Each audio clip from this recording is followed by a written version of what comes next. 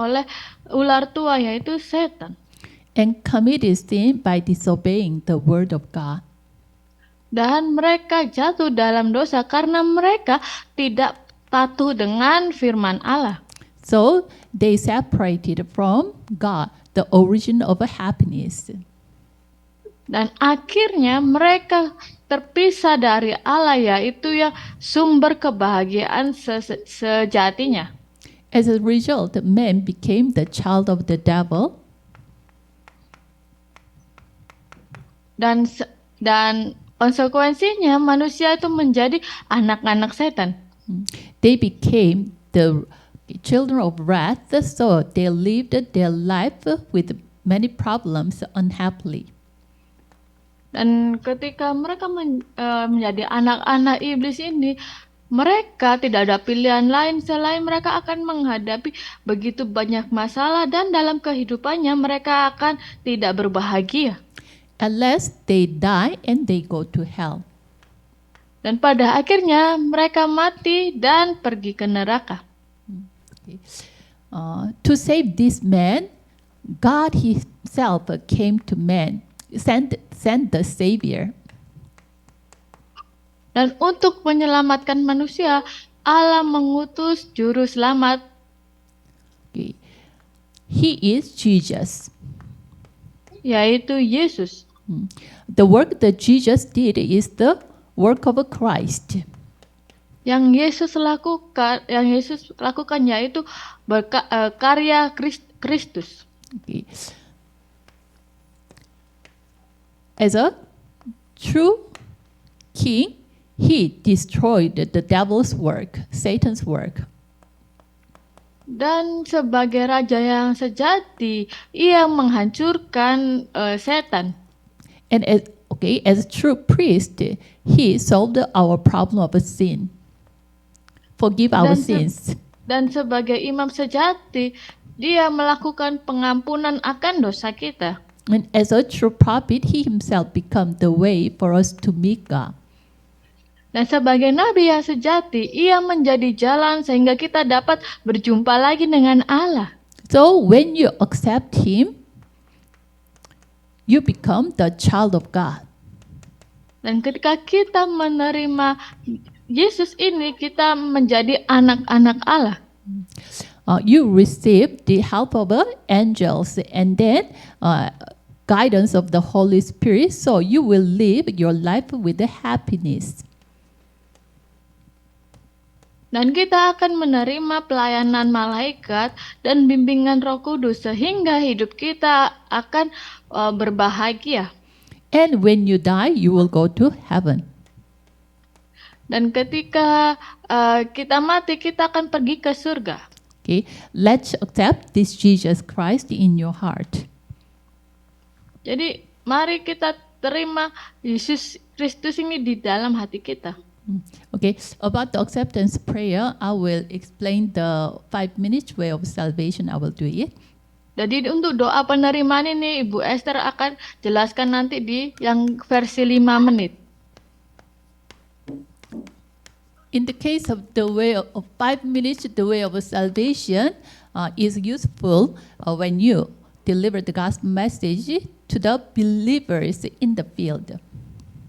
Dan untuk jalan keselamatan yang 5 menit ini, jadi 5 menit ini diperuntukkan untuk orang-orang yang sudah percaya. Okay, I said it is believer, but most of them they just attend the church, but they do not know about the gospel well. Orang-orang ini memang orang percaya, tetapi mereka tidak mengetahui Injil dan mereka hanya pergi ke gereja saja.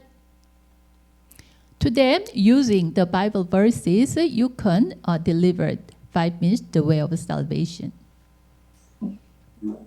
Jadi dengan versi yang ini kita bisa menyampaikan kepada mereka. Okay. God who created the heaven and earth, Genesis 1:1. Allah menciptakan langit dan bumi pada Kejadian 1 ayat 1.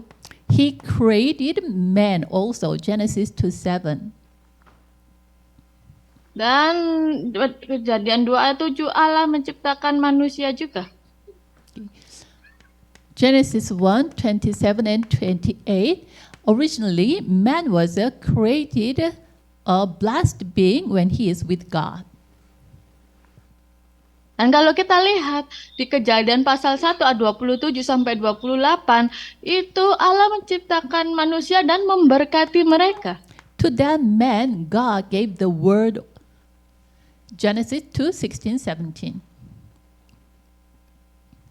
Dan Allah juga memberikan firman-Nya kepada manusia dalam Kejadian pasal 2 ayat 16 sampai 17. But man was deceived by the serpent, the devil. Genesis 3:1 through 5. Tetapi manusia itu tertipu oleh setan dalam Kejadian pasal 3 ayat 1 sampai 5. And by disobeying the word of God, they committed sin. Genesis 3:6. Dan karena manusia itu tidak patuh, tidak taat kepada firman Allah, sehingga mereka jatuh dalam dosa dalam Kejadian pasal 3 ayat 6. As a result, they left God, the source of happiness. Dan karena itu sebagai hasilnya manusia meninggalkan Allah, yaitu sumber dari kebahagiaan dalam Kejadian pasal 3 ayat 7 sampai 10. From that moment on, man was seized by the devil. John 8. No, 1 John 3:8. John 8:44. Dan akhirnya manusia itu dikuasai setan. Dalam Yohanes pasal 8 ayat 44. From that moment on, man even served something other than God. Galatians 4:8. Idol worshiping.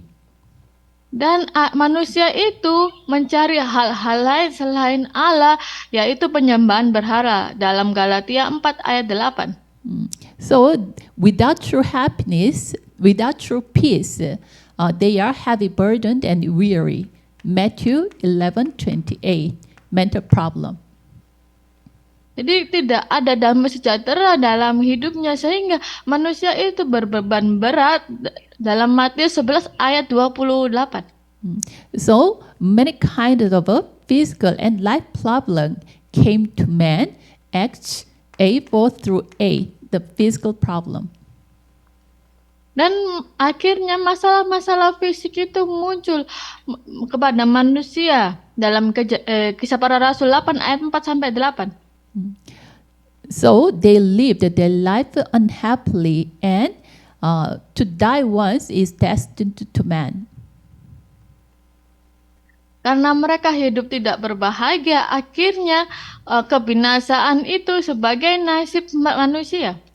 After that, they receive judgment and they will go to hell. Dan setelah mereka mati, mereka akan menerima penghakiman dan akhirnya mereka pergi ke neraka. Luke 16:19 through 31, the afterlife problem. Jadi Lukas 16 ayat 19 sampai 31 itu adalah masalah setelah kehidupan manusia. All these problems became a spiritual inheritance, and they deliver this problem to their next generation.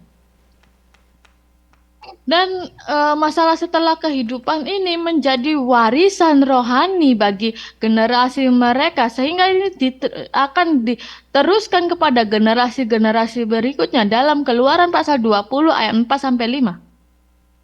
Okay, Exodus 24 through 5, it is a posterity problem.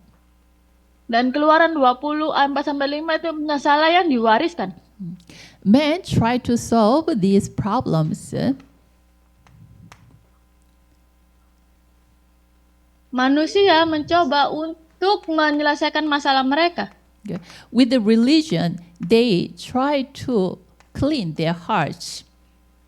Dengan beragama, manusia mencoba untuk membersihkan hati mereka. But it became harder and harder. Tetapi ini menjadi lebih parah lagi.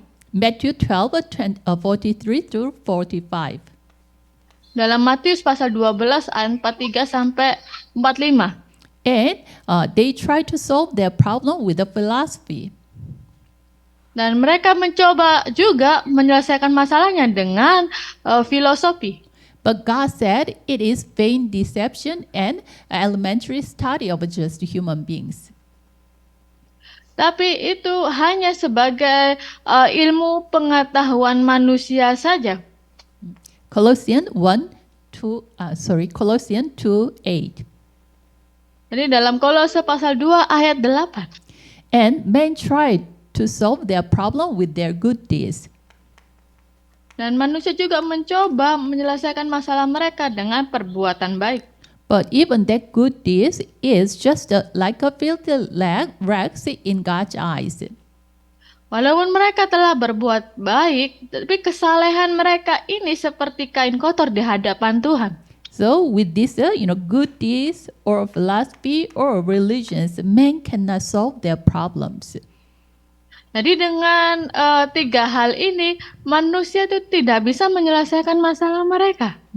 There's no way for man. Jadi tidak ada jalan lain dari manusia. So the love of God came to man. Tetapi kasih Allah itu turun atas manusia. The Word became flesh and made His dwelling among us. John 1:14. Jadi firman itu telah menjadi daging dan turun. Firman itu telah menjadi manusia dan turun bersama-sama dengan kita. Incarnation. Yaitu reinkarnasi. While still we are sinners, Christ died for us. Dan dalam Roma 5 ayat 8, ketika kita masih berdosa, Allah telah mengutus Kristus kepada kita. Through this, God solved humans' problem. Jadi dengan ini Allah menyelesaikan masalah manusia. He is and then as evidence that he solved all humans' problem, he resurrected from death. Jadi sebagai bukti Kristus ini menyelesaikan masalah manusia, dia bangkit dari kematiannya. 1 Corinthians 15:3-4. Jadi dalam 1 Korintus pasal 15 ayat 3 sampai 4. He is Jesus, Matthew 1:21. Jadi yang melakukan pekerjaan ini ialah Yesus dalam Matius pasal 1 ayat 21. The work Jesus did is the work of Christ, Matthew 16:16. Pekerjaan yang Yesus lakukan ini adalah karya Kristus. Memang Kristus berkarya. Dalam Matius pasal 16 ayat 16. Christ solves man's fundamental problems.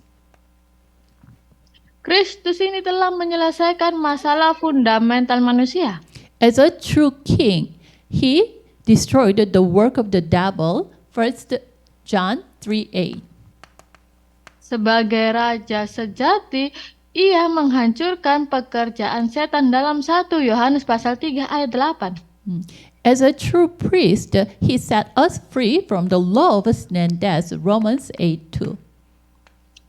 Dan sebagai imam sejati, ia membebaskan kita dari hukum dosa dan maut dalam Roma pasal 8 ayat 2. As a true prophet, he opened the way for us to meet God, John 14:6. Dan sebagai nabi sejati, ia membuka jalan kita bisa berjumpa lagi dengan Allah dalam Yohanes pasal 14 ayat 6. John 19:30, it is finished. Dalam Yohanes pasal 19 ayat 30 dikatakan, sudah selesai. He solved all the problem of us. Dia telah menyelesaikan semua masalah kita. All the problems are over. Jadi semua masalah kita telah terselesaikan. He finished all and then he asked just one thing to us. Dia telah menyelesaikan semua masalah kita dan dia bertanya satu pertanyaan kepada kita. He said us, believe.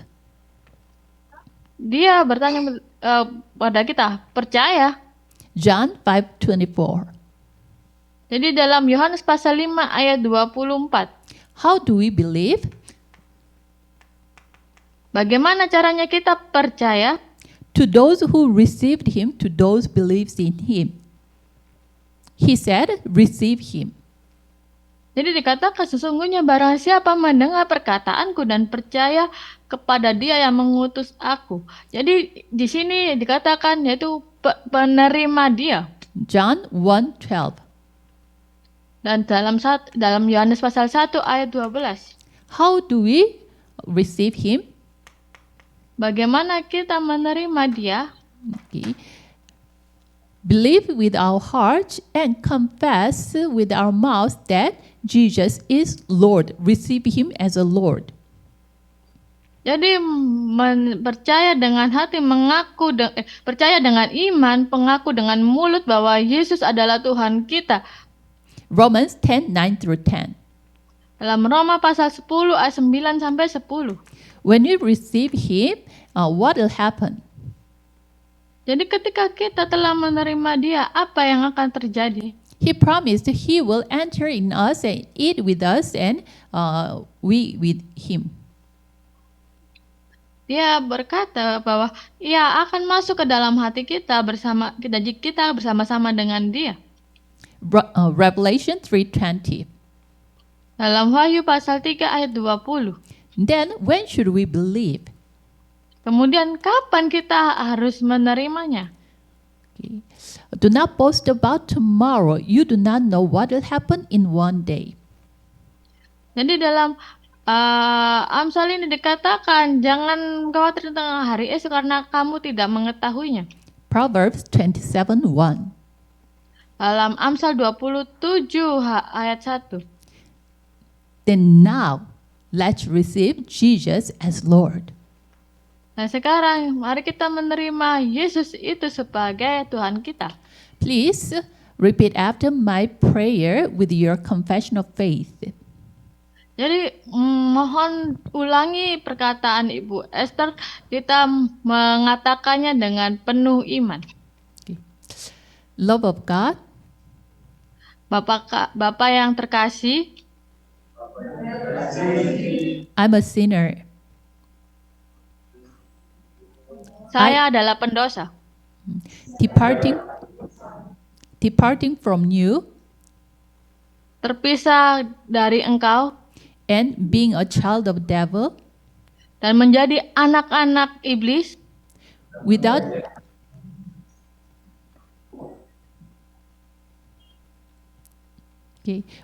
true peace, tanpa damai sejati damai sejati. I lived my life with so many problems. Saya menjalani kehidupan saya dengan berbagai masalah. Now I heard and realized dan saat ini saya telah mendengar dan menyadari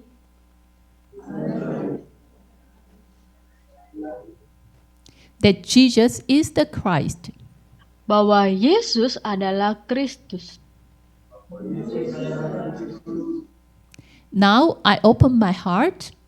Saat ini saya membuka pintu hati saya.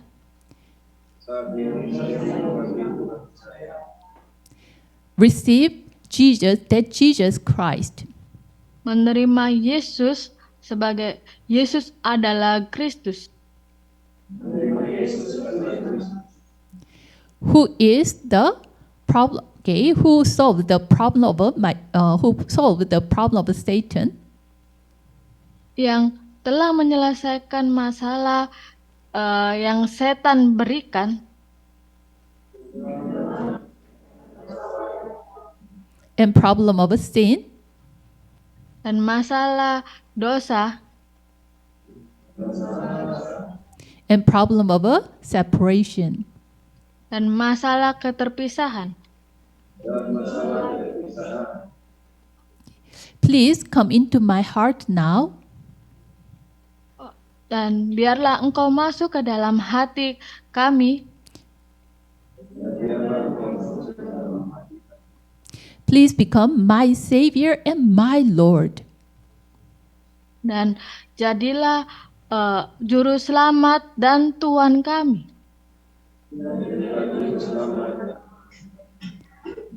Guide my life till the end.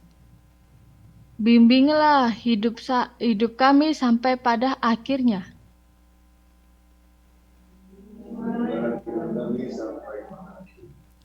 Thank you for make me your child.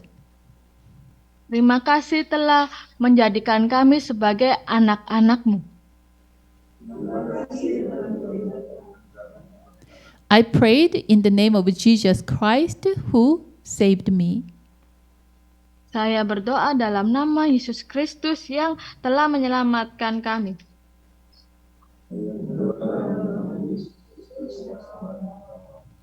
Amen. Amin. Amen.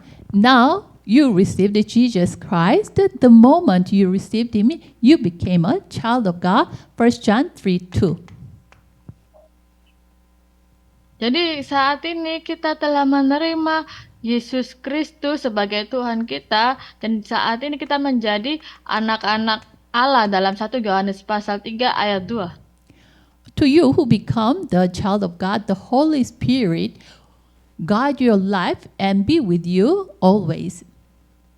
Dan ketika kita telah menjadi anak-anak Allah, Roh Kudus akan membimbing kita dan selalu ada bersama-sama dengan kita. John 14:16, 17. Dalam Yohanes pasal 14 ayat 16 sampai 17.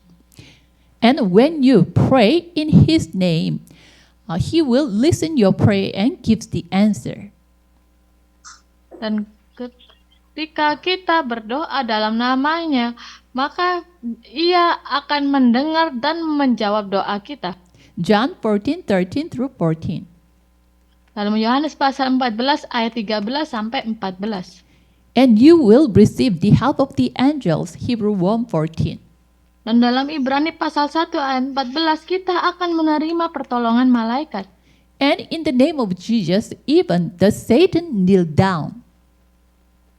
Dan ketika kita berpegang pada nama Yesus Kristus, setan pun akan tunduk. You have the authority to bind up Satan. Luke 10:17. Dan kita akan mempunyai otoritas untuk mengusir setan dalam Lukas pasal 10 ayat 17. You received heavenly citizenship.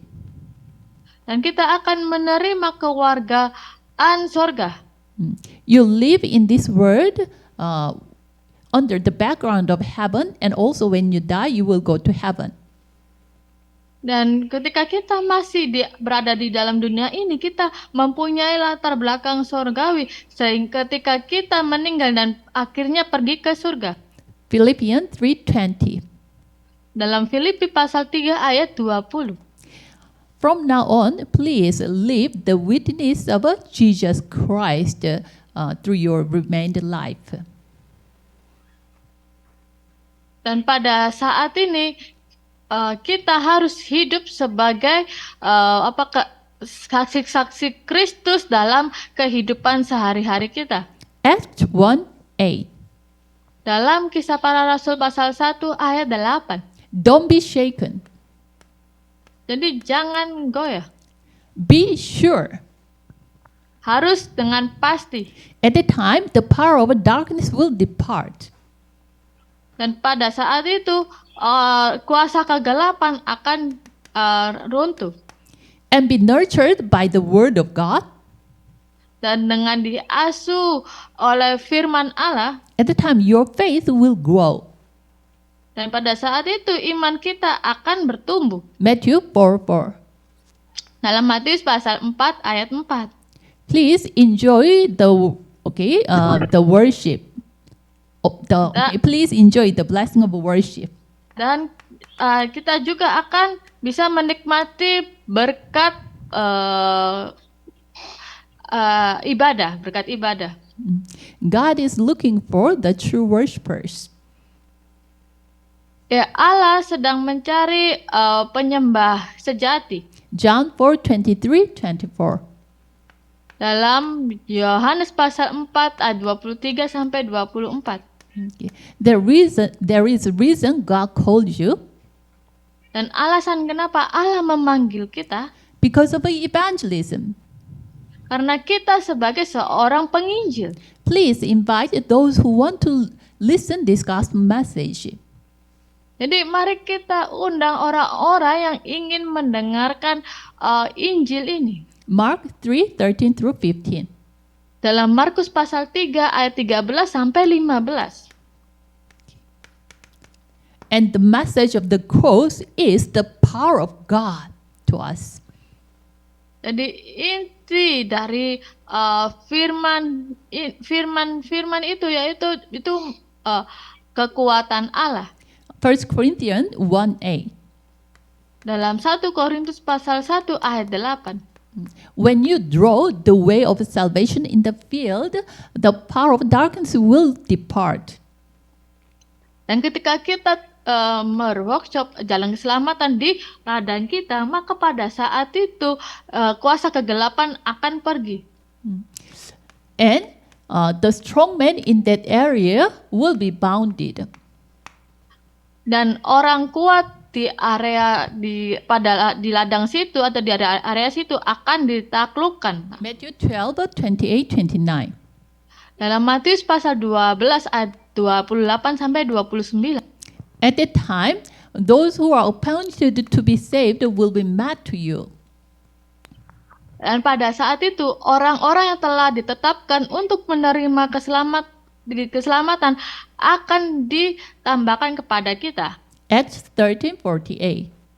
Dalam Kisah Para Rasul pasal 13 ayat 48. And the door of evangelism will be open to you. Colossians 4:3. Dan dalam Kolose 4 ayat 3, pintu-pintu penginjilan akan terbuka bagi kita. Okay. This is 5 minutes, the way of salvation. Now, Jadi inilah versi yang 5 menit jalan keselamatan. full version of the way of salvation. Dan saat ini adalah versi secara penuh dari jalan keselamatan.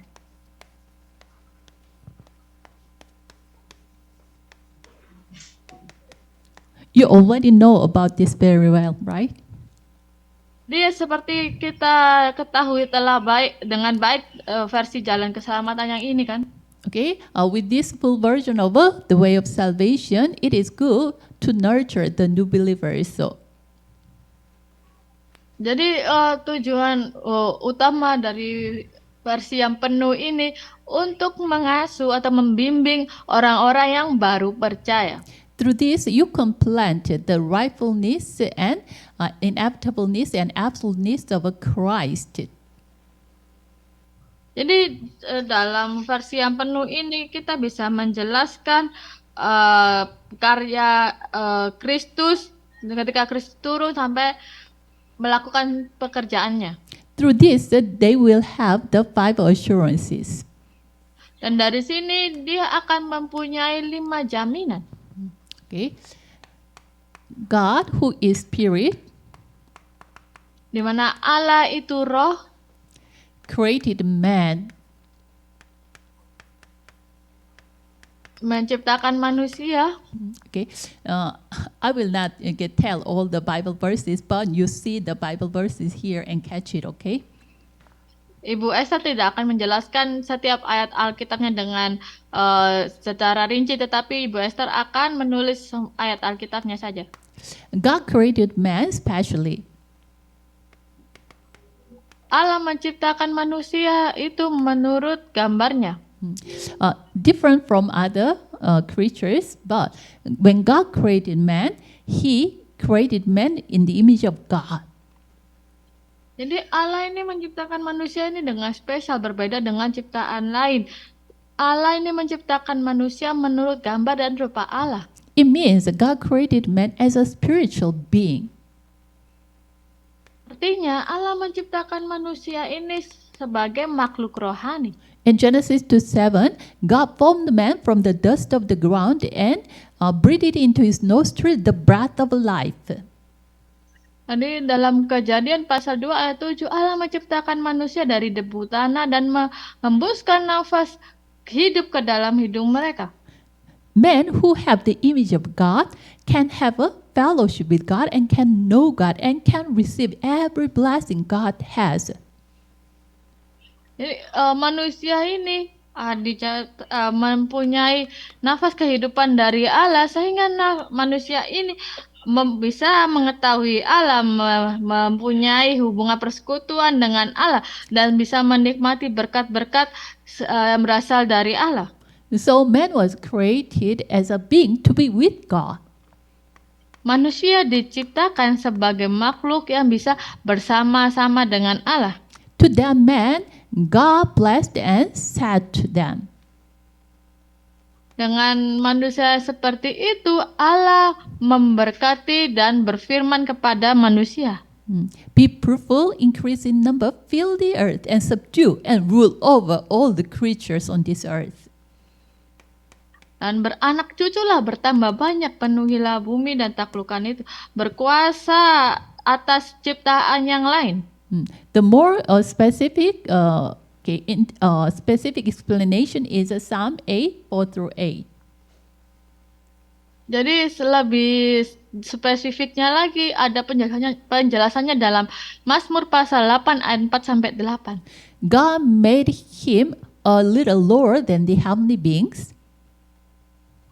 Jadi Allah menciptakan manusia itu sedikit lebih rendah daripada makhluk-makhluk surgawi. Crowned him with honor and glory. Memahkotai mereka dengan kemuliaan. And God made him the ruler of all the works of God's hands. Dan Allah membuat manusia itu berkuasa atas dari semua pekerjaan-pekerjaan Allah. So God gave man the authority as a proxy ruler. Dan manusia itu dapat status sebagai wakil penguasa dari Allah. So when man is with God, he can enjoy all the blessings and he can rule over all the creatures. Dan ketika manusia itu bersama-sama dengan Allah, dia akan bisa menikmati berkat-berkat dan berkuasa atas ciptaan-ciptaan yang lain. For man to remember this and enjoy these blessings, so God gave one commandment, that is Genesis 2:17. Supaya manusia bisa mengingat hal itu dan menikmati hal itu, Allah memberikan sesuatu yaitu dalam Kejadian pasal 2 ayat 17. Do not eat the fruit of good and evil. When you eat of it, you will surely die. Jadi janganlah kau makan buah dari pengetahuan yang baik dan jahat itu, sebab pada hari engkau memakannya pastilah engkau mati. Everything was given to man, and when just man keep this one command from God, then he can enjoy everything. Dan segalanya telah diberikan kepada manusia, tetapi satu perintah ini diberikan kepada manusia ini, dan melalui ini dia bisa menjadi pengingat dan bisa menjadi dia menikmati segala ciptaan yang lainnya. Okay. Keeping God's word, it means, through this one commandment, God made man realize that, he should be with God and then he can enjoy all the blessings God gives. Dengan satu perintah ini bisa menjadi mengingat manusia supaya dia bisa taat kepada Allah dan bisa menikmati segalanya di sana. But by breaking this command, when he depart from God, at the moment he will lose everything. Dan pada saat ia merusak perintah itu dan dia terpisah dari Allah, maka manusia ini kehilangan segala sesuatunya. This is the original man. Inilah manusia mula-mula. But the problem happened to man. Tetapi masalah terjadi kepada manusia. That is Genesis 3, 1-6. Dalam Kejadian pasal 3 ayat 1-6. The Satan entered the serpent and deceive the man and make him to break the command. Jadi setan itu merasuki ular dan membuat manusia itu tertipu dan menghancurkan perintah itu. Man tried to become like God, deceived by Satan, and he ate the fruit God said do not eat. Jadi manusia ini mencoba menjadi sama dengan Allah dengan tipuan iblis ini, dan manusia memakan buah yang dilarang oleh Allah.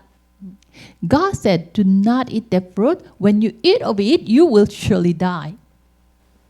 Kan Allah telah berfirman, jangan kau makan buahnya. Ketika engkau memakannya, pastilah engkau mati. But what did Satan say to man? Tetapi apa yang dikatakan setan kepada manusia? If you eat of it, your eyes will be opened and you will be like God. Setan itu berkata pada manusia, ketika kamu memakan ini, matamu akan terbuka dan engkau bisa menjadi sama seperti Allah. Okay. Hearing this word, the unbelief entered into man. From that moment, man see that fruit. It looked good to him and even it gives him the wisdom. Dan ketika mendengarkan perkataan perkataan setan itu, akhirnya manusia ini timbul ketidakpercayaan dan ia melihat buah itu dan memakannya. So man, looked down on the word of God and hearing the word of Satan and ate that fruit. Dan manusia ini tidak menghiraukan firman Allah lagi dan percaya kepada perkataan setan. Akhirnya manusia ini memakan buah itu. It is not simple, instant eating one fruit or not, but through eating that fruit, they broke the covenant. Hosea 6:7. Ini bukan masalah sesederhana memakan buahnya atau tidak memakan buahnya, tetapi ini masalahnya dia telah menghancurkan perjanjian itu dalam Hosea 6 ayat 7. This is man's fundamental problem. Inilah masalah fundamental manusia. This fundamental problem is related with the three things. Masalah fundamental manusia ini terhubung dengan 3 hal. Man commits sin by disobeying the word of God. Manusia jatuh dalam dosa karena tidak patuh pada firman Allah. As a result, they separated from God, the Father. Sebagai hasilnya, ia terpisah dari Allah. That separation means, the spiritual death. Keterpisahan ini artinya apa? Yaitu mati secara rohani. Not knowing God, cannot have fellowship with God anymore. Tidak mengenal Allah lagi, tidak dapat bersekutu dengan Allah lagi. In this, background of sin, who exists? Satan. Jadi dari latar belakang dosa ini, siapakah menjadi latar belakang dosa ini? Yaitu setan. It is the sin of Adam and Eve, the first man. Ini adalah dosa dari manusia pertama, yaitu Adam dan Hawa. But after Adam and Eve commit this fundamental problem, this sin was inherited to all human beings. Dan masalah dosa ini menjadi masalah fundamental manusia yang diwariskan sebagai warisan pada seluruh manusia dalam Roma 5 ayat 12. Transmitting of original sin. Ini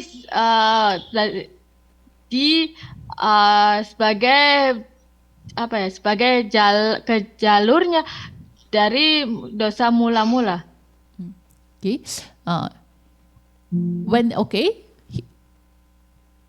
For example, when one man was born from the slave, then he didn't do anything, but he was born as a slave naturally, right? Jadi contohnya, seperti seseorang ketika dia jadi seorang budak. So Romans 5:12 it says, through one man sin entered the world, through sin death came to men. Like this, death came to all men because all have sinned. Nah, jadi seseorang ini dia menjadi budak, maka ketika dia meneruskan generasinya, maka generasinya itu kan menjadi budak juga kan. Jadi sama dengan itu dalam Roma 5 ayat 12, ketika satu orang berbuat dosa, maka dosa itu menjalar kepada keseluruh manusia. So after Adam and after Genesis chapter 3, all men who were born between Adam and Eve, they were born as what? They were born having original sin. Jadi semua manusia yang lahir dari Adam dan Hawa, mereka lahir dengan mempunyai dosa mula-mula ini. Okay. Ephesians 2:1, they were born as a they how can I say? Okay. You were dead in your transgression and sins. Ephesians 2:1 it says. Jadi dalam Efesus 2 ayat 1 kita kita mati karena pelanggaran dan dosa-dosa kita. The moment everyone was born, even they are not knowing God, they cannot meet God. They were spiritually dead and born. Dan manusia yang mempunyai dosa mula-mula ini, dia terlahir tanpa mengetahui Allah, tanpa dapat berjumpa dengan Allah lagi, dan secara rohani mereka mati. And Romans 3:23, for all have sinned and fall short of the glory of God. Dan dalam Roma 3 ayat 23, semua orang telah berdosa dan kehilangan kemuliaan Allah. It means, even when they were born, before they commit any sin, they were born as a sinner. Jadi ketika manusia dilahirkan ini, walaupun tanpa ia berbuat dosa, dia telah terlahir sebagai pendosa. And they were born seized by the Satan. Dan dia terlahir sebagai dikuasai setan. John 8:44, your father is the devil. Dan dalam Yohanes 8 ayat 44, bapamu ialah iblis. So every man who was born between mom and dad, they were seized by Satan, John 8:44. Jadi setiap orang yang terlahir dari ayah dan ibunya, dia menjadi kepunyaan setan, kepunyaan iblis dalam Yohanes pasal 8 ayat 44. The way they serve their father the devil, that is what idol worshiping. Jadi cara dia melakukan kehendak bapaknya, yaitu iblis, yaitu dengan cara penyembahan berhala dalam Keluaran 20 ayat 4 sampai 5. In the state that they cannot meet the true God, they are living under the Satan's background. So even they live like a weary, they live the weary and burdened life. Karena dia tidak bisa berjumpa lagi dengan Allah, dan dia mempunyai latar belakang setan, sehingga dalam kehidupannya dia mempunyai beban dalam kehidupannya. Okay. They do not have a true peace. This is mental problem. Dan mereka ini tidak mempunyai damai sejahtera dalam kehidupannya. Okay. The mentally oppression even gives the physical influences to man. Dan inilah masalah mental, sehingga masalah mental ini memberikan dampak pengaruh kepada manusia secara fisik. So it revealed as a diseases or relationship problem or the economic problems. Jadi ini muncul sebagai suatu penyakit, masalah hubungan, atau masalah finansial atau ekonomi. We call this, in one word, a physical problem. Dengan kata lain, kita sebut ini sebagai masalah fisik. With this kind of a painful living, they face death at last. Dengan hidup yang penuh rasa sakit seperti ini, rasa tidak nyaman seperti ini, akhirnya yang manusia jumpai kemudian adalah kematian. And after that, they face judgment and they have no choice but to go to hell. Dan setelah itu, kematian itu, manusia akan menjumpai namanya penghakiman dan tidak ada pilihan lain, manusia akan pergi ke neraka. And all these problems became a spiritual inheritance, and they leave behind these problems to their next generations. Matthew 27:25. Dan masalah-masalah ini sebagai warisan rohani manusia hidup dengan latar belakang seperti ini, sehingga masalah ini diwariskan ke generasi berikutnya. This is the fate of all men. Ini adalah nasib dari manusia. Men try to solve their problem with a religion. Manusia mencoba menyelesaikan masalah mereka dengan beragama. But it became harder and harder. Ini akan menjadikan lebih parah lagi. The reason is religion itself is one of idol worshiping. Karena apa? Beragama ini hanya menyelesaikan menyelesaikan masalah penyembahan berhala. Okay. With the philosophy, men try to solve their problem, Colossians 2:8. Dan dengan filosofi manusia mencari cara untuk menyelesaikan masalah mereka dalam Kolose pasal 2 ayat 8. It is vain deception and human elementary study.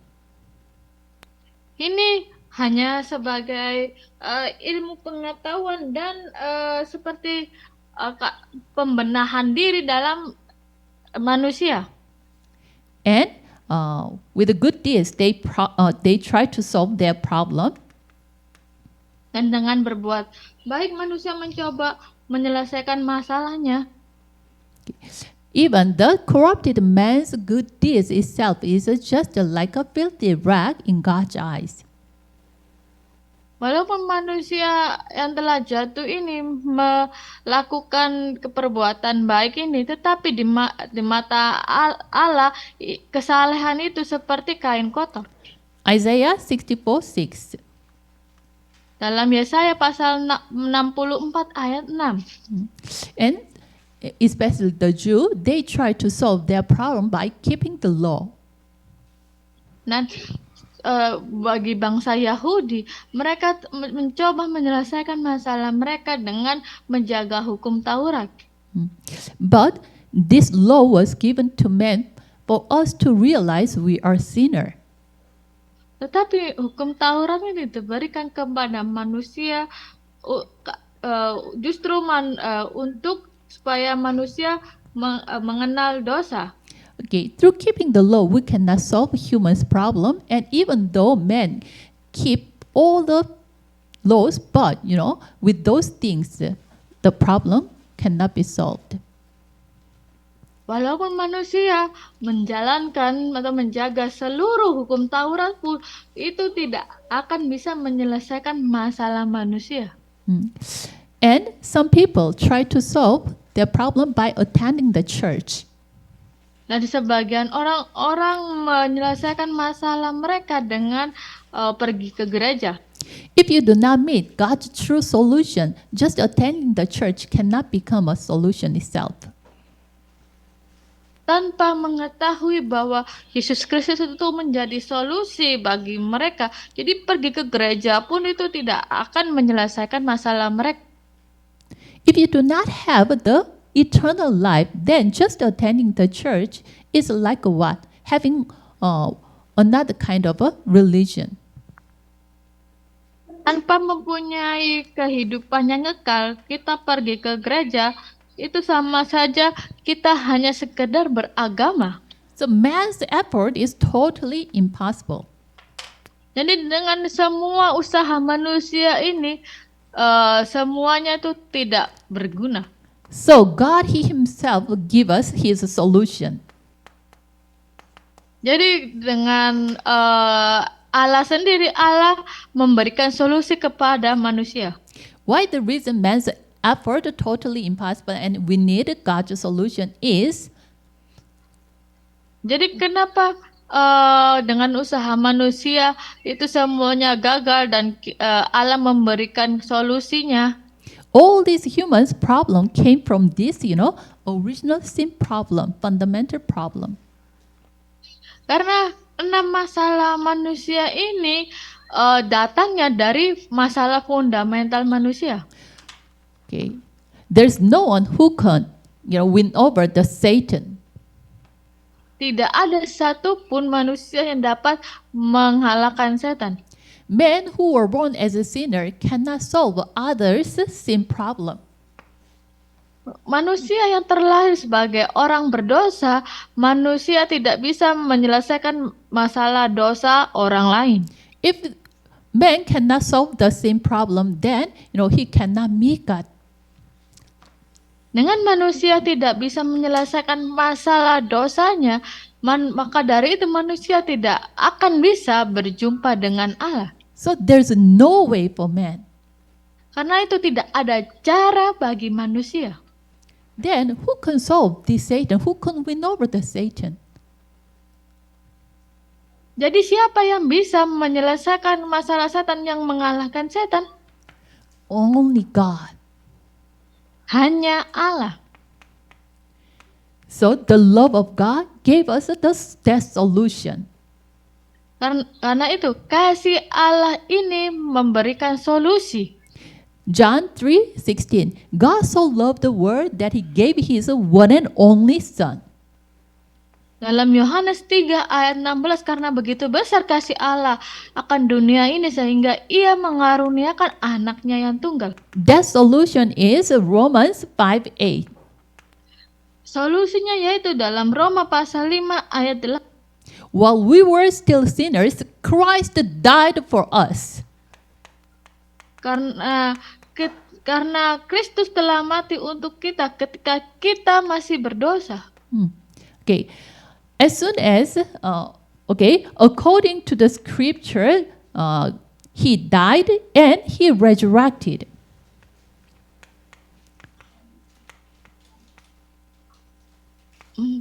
According to Jadi berdasarkan kitab suci, Dia mati dan bangkit.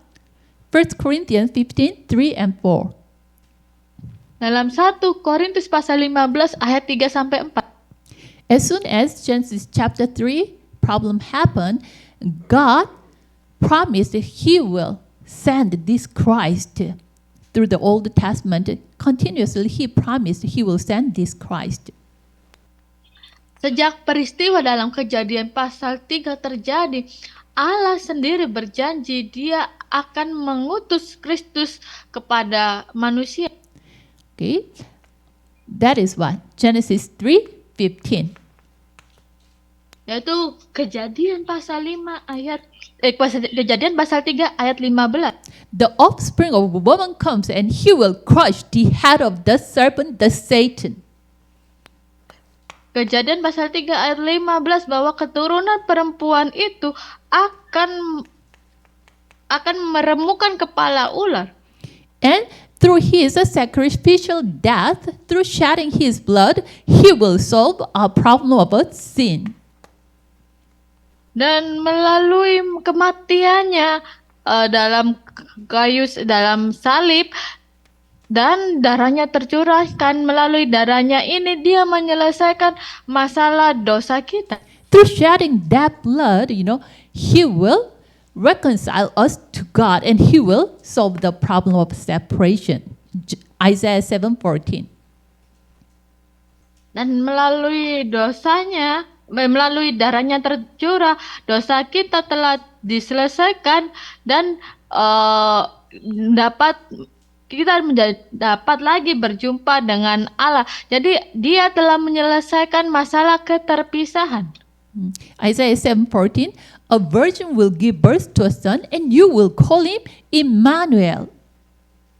Dan dalam Yesaya 7 ayat 14 dikatakan bahwa seorang perempuan muda akan melahirkan seorang anak laki-laki dan engkau akan menamakan dia Immanuel. Yeah. This prophecy in the Old Testament fulfilled in the New Testament. Dan nubuatan dalam perjanjian lama ini telah digenapi dalam perjanjian baru. That prophesied Messiah came, he is Christ.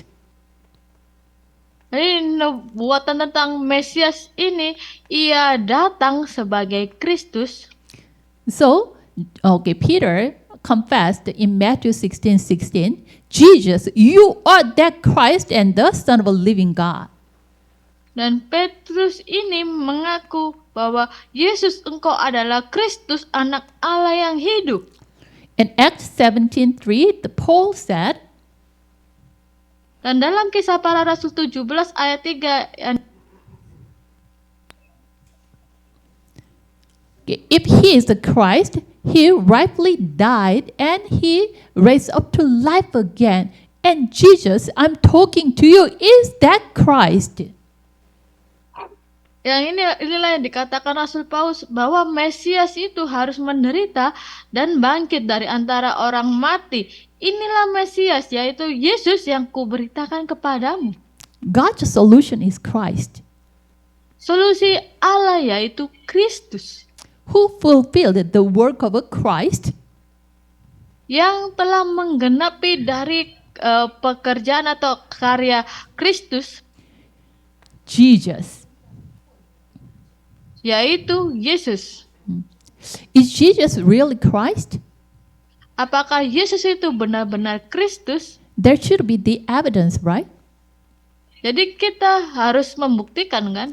To become a Christ, he shouldn't be an offspring of Adam. He should be the offspring of a woman. Jadi untuk menjadi Kristus, dia bukan berasal dari keturunan Adam. Dia harus berasal dari keturunan perempuan.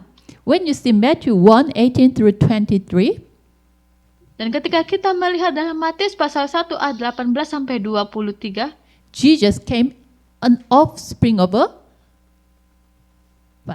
woman. He was born from the Virgin Mary.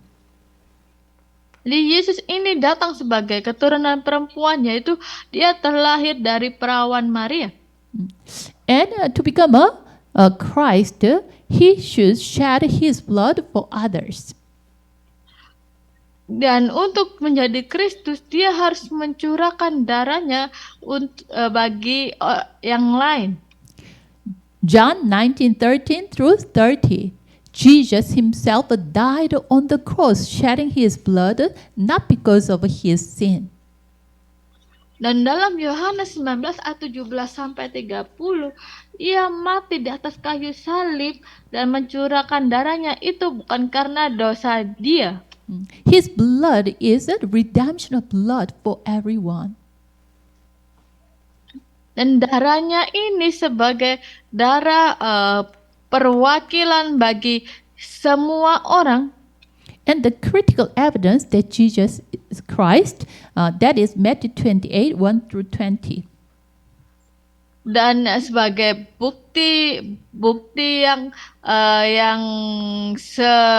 mendekati atau yang sedetailnya itu dalam Matius 28 ayat 1 sampai 20. Okay. He died and he resurrected.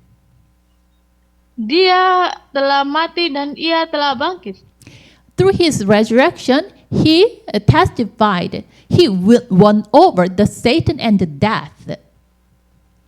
Dan melalui kematian dan kebangkitannya ini, ia telah membuktikan dia telah mengalahkan maut dan setan. Resurrection, okay, through the resurrection from death, he is still with us. Dan melalui kebangkitannya dalam kematian, artinya dia telah menggenapi pekerjaannya. So Jesus is the Christ. Karena itu Yesus adalah Kristus. Who is Jesus? Even he died and resurrected and born from Virgin Mary. Jadi siapakah Yesus Kristus itu? Yaitu Yesus yang lahir dari perawan Maria. Okay. John 1:14 it says he is the one, the word became flesh. Dan dalam Yohanes pasal 1 ayat 14 dikatakan bahwa firman itu telah menjadi manusia. And Philippians 2:6-8, okay, he is a being nature God. Dan dalam Filipi pasal 2 ayat 6 sampai 8 ia mempunyai natur Allah. In John 10:30 he said, I and the Father are one. Dalam Yohanes pasal 10 ayat 30 dikatakan, aku dan Bapakku adalah satu. It means he is the Son of God. Artinya ia adalah anak Allah. So resurrection and born from Virgin Mary is possible to him.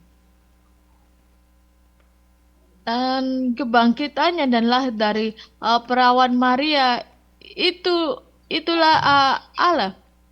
So, except Jesus, no one can become Christ. So, Acts 4:12 it says, there is no other name was given man by which we must be saved. Jadi dengan menerima ini kita memahami bahwa seperti yang di Kisah Para Rasul 4 ayat 12, keselamatan tidak ada di dalam siapapun juga selain di dalam Dia. Not Muhammad, not Mary, not Buddha.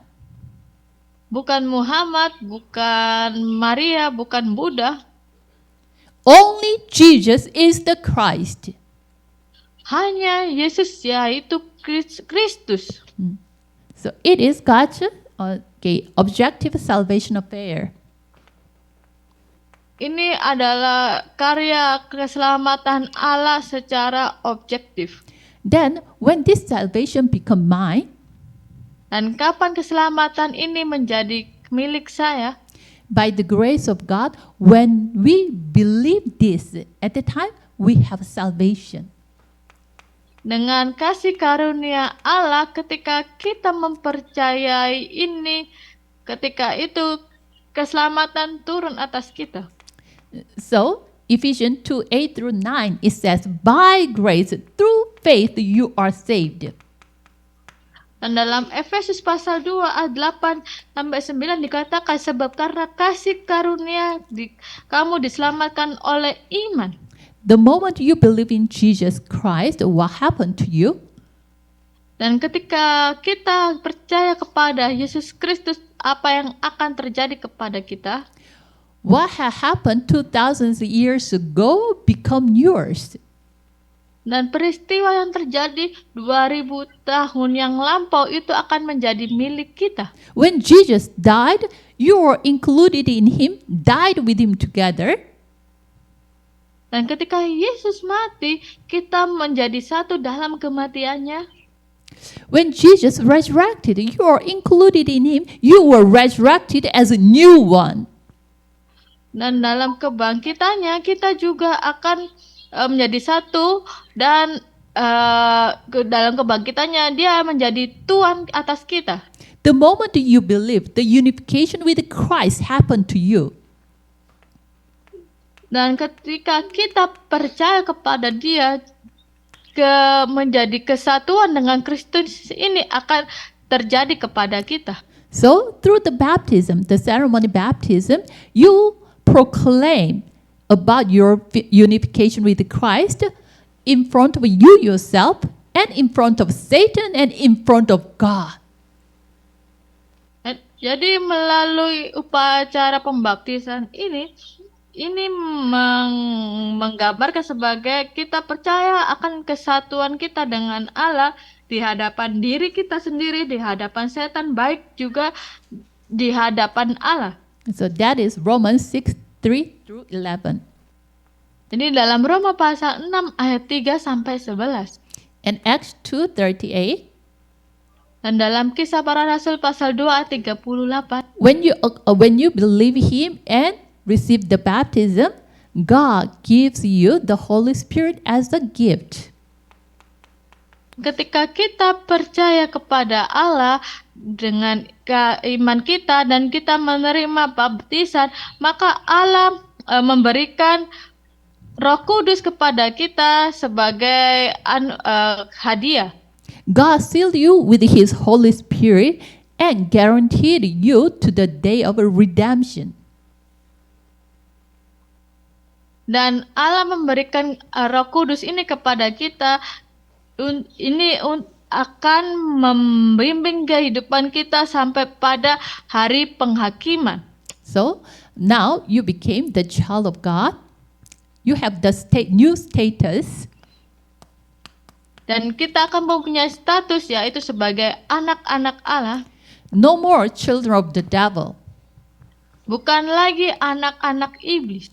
1 Corinthians 2:12, you received Holy Spirit from above. Dan dalam 1 Korintus pasal 2 ayat 12, kita menerima Roh Kudus yang berasal dari atas. So 1 Corinthians 3:16, it said, the Holy Spirit make your body as his temple. Dan dalam 1 Korintus pasal 3 ayat 16, Roh Kudus membuat tubuh kita ini sebagai bait Allah. Holy Spirit abide in you. Roh Kudus berdiam di dalam kita. In John 14:16 through 17 and 26, dan dalam Yohanes pasal 14 ayat 16 sampai 17 dan 26, the reason God sent you this Holy Spirit to you is to be with you forever and also teach you everything what Jesus taught. Alasan kenapa Roh Kudus turun atas kita yaitu untuk bersama-sama dengan kita selama-lamanya dan mengajarkan kepada kita apa yang Yesus telah ajarkan. And he promised he will give the power of the Holy Spirit. Dan ia juga berjanji akan memberikan kita kuasa Roh Kudus. It means he will work with his Holy Spirit to you. Artinya dia akan bekerja melalui Roh Kudus dengan kita. Okay. John 1:12, when you receive him, you have the right to become child of God. Dan ketika kita menerima ini, maka kita mempunyai status baru, yaitu menjadi anak-anak Allah. According to your status, you have authority. Dan berdasarkan status kita ini, kita mempunyai otoritas. Hebrew 1:14, you receive the help of the angels. Dan dalam Ibrani pasal 1 ayat 14, kita akan menerima pertolongan malaikat. And Luke 10:19, God gave you the power to break down He gave you the power to break down the Satan's power in the name of Jesus Christ. Dan Allah memberikan kuasa bagi kita untuk menghancurkan setan di dalam namanya. And we have the citizenship of heaven, Philippians 3:20. Dan kita mempunyai kewargaan surga dalam Filipi pasal 3 ayat 20. Even though we are living on this earth, but we belong to the kingdom of God, so we are living under the background of heaven. Walaupun kita masih hidup di dalam dunia ini, tapi kita menjadi kepemilikan surga, Bapa yang di surga, dan kita hidup dalam dunia ini dengan latar belakang surgawi. And God gave us the great privilege. He called us as main figure for His word evangelization. Dan Allah memberikan kepada kita sebuah keistimewaan yang luar biasa, yaitu Allah memanggil kita sebagai tokoh utama dalam melakukan penginjilan. Okay, that is Matthew 28, 18 through 20. Yaitu dalam Matius pasal 28 ayat 18 sampai 20. Okay, here, okay, the original man, Dan di sini manusia mula-mula and the fundamental problem of man, dan masalah fundamental manusia the non-believers, the state, dan status orang yang tidak percaya and God's solution, dan solusi dari Allah and the blessing of the saved. dan berkat dari orang-orang yang telah diselamatkan.